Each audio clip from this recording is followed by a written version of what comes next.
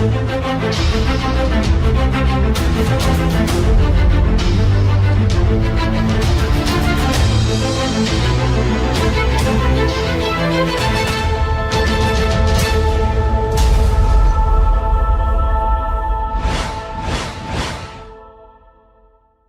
rekan-rekan semua, sekarang kita akan pelajari di bab kedua, yaitu pengertian komunikasi.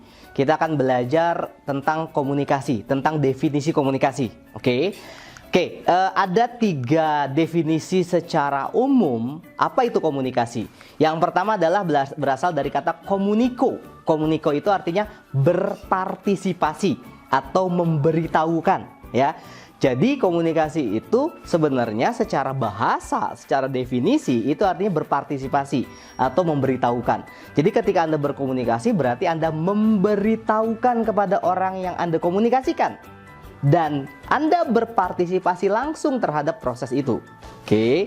Yang kedua adalah komunikatus. Komunikatus itu artinya adalah berbagi atau milik bersama. Ya, jadi ketika Anda tahu bahwa ternyata komunikasi itu berasal dari komunikatus atau berbagi, berarti ya memang Anda fokus ketika Anda berkomunikasi adalah berbagi pesan, berbagi rasa, berbagi makna. Oke, dan yang ketiga adalah komunis. Komunis berasal dari kata Anda tahu, mungkin paham komunis ya, itu paham yang mengajarkan tentang kesamaan. Nah ini berasal dari kata itu, komunis artinya sama. Jadi ketika Anda berkomunikasi, Anda dan rekan bicara Anda itu sama apa yang Anda maksudkan, berarti Anda sudah lancar dalam berkomunikasi. Paham? Nah tiga definisi itu bisa Anda pegang dan harusnya membuat Anda bisa lebih semangat untuk belajar komunikasi. Oke, nah ternyata ilmu komunikasi itu lahir dari 3 ilmu yang saya pelajari. Yang pertama adalah ilmu antropologi, ya, yaitu mempelajari manusia sebagai produk budaya. Bagi Anda sebagai seorang antropolog, mungkin Anda paham bahwa ketika Anda belajar antropologi, sebenarnya Anda belajar juga mempelajari manusia sebagai produk budaya. Jadi budaya yang juga akan dipelajari gitu ya kalau antropologi. Yang kedua adalah ilmu tentang sosiologi. Mempelajari perilaku manusia sebagai bagian dari lingkungan, ya. Jadi mempelajari perilaku manusia sebagai bagian dari lingkungan. Dan yang terakhir adalah psikologi. Psikologi mempelajari proses mental dan perilaku manusia. 3 ilmu ini beririsan sebenarnya dan lahirnya ilmu namanya komunikasi. Ya, ini secara sejarah tentang keilmuan komunikasi. Oke. Nah, sekarang apa itu komunikasi? Kang, saya pengen belajar komunikasi tapi saya belum paham apa itu komunikasi. Nah, ini juga dulu jujur aja waktu ketika saya belajar komunikasi di awal saya juga masih bingung gitu ya. Apa sih arti komunikasi yang sebenarnya gitu ya. Dan memang ketika saya belajar komunikasi waktu itu saya mengalami suatu yang namanya apa ya? Hanya sekedar teori tapi nggak tahu gimana cara prakteknya. Nah akhirnya saya menyimpulkan, akhirnya saya mendapatkan beberapa referensi dari guru-guru kehidupan saya, dari guru-guru informal saya. Mereka ternyata luar biasa mendefinisikan tentang komunikasi, ya.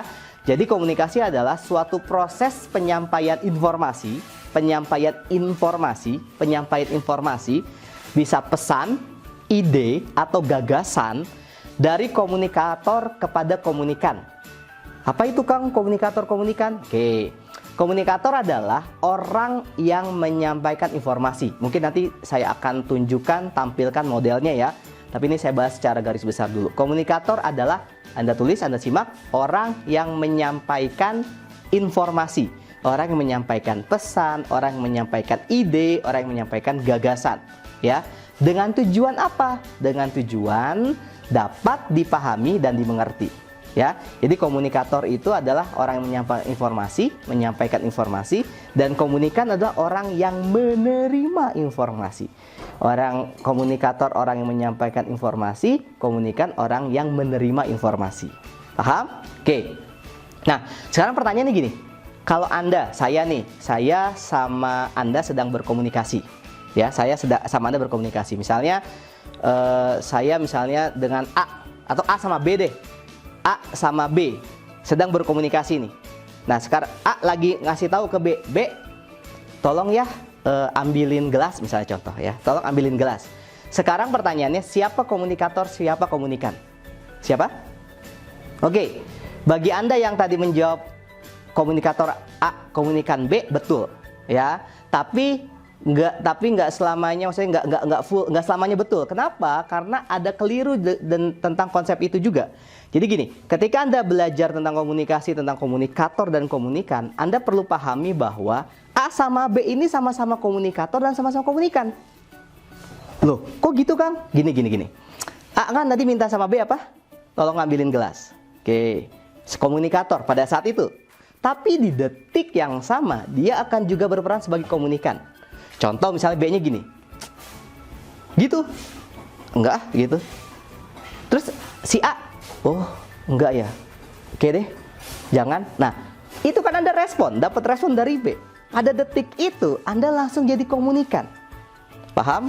Jadi sebenarnya proses komunikasi itu ternyata di detik yang sama kita akan berproses sebagai seorang komunikator dan sebagai seorang komunikan. Ya, jadi seorang komunikator yang baik adalah seorang komunikan yang baik. Saya ulangi, seorang komunikator yang baik adalah seorang komunikan yang baik.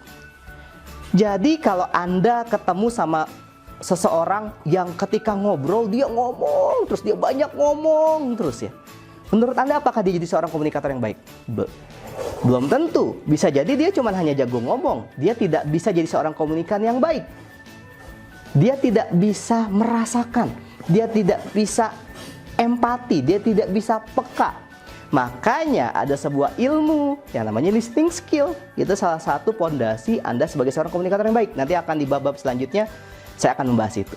Clear ya? Paham ya? Jadi di detik yang sama Anda berperan sebagai seorang komunikator dan berperan sebagai seorang komunikan. Nah, untuk tujuan apa nih? Komunikator dan komunikan. Untuk tujuan biar sama-sama dipahami dan sama-sama dimengerti. Nah, ini juga saya akan garis besari ya. Garis besar bahwa gini. Sekarang pertanyaan gini. Rekan-rekan semua, ketika Anda berkomunikasi, Anda sebagai pasangan sama pasangan hidup Anda. Sekarang mana dulu yang didahulukan? Memahami dulu atau dipahami dulu? Mengerti dulu apa dimengerti dulu? Ayo. Memahami dulu apa dipahami dulu? Mengerti dulu apa dimengerti dulu? Ya, betul. Jadi kalau Anda menjawab bahwa Kang, memang seharusnya memahami dulu baru minta dipahami. Betul, itulah jawabannya. Jadi sebenarnya ketika Anda berkomunikasi, Anda mulailah dari memahami dulu dengan tujuan untuk bisa dipahami. Kebanyakan di luaran sana interaksinya keganggu, terhambat, dan tidak berkualitas, selalu ingin selalu ingin dipahami dan selalu ingin dimengerti, tapi tidak mau mengusahakan untuk memahami dan mengerti.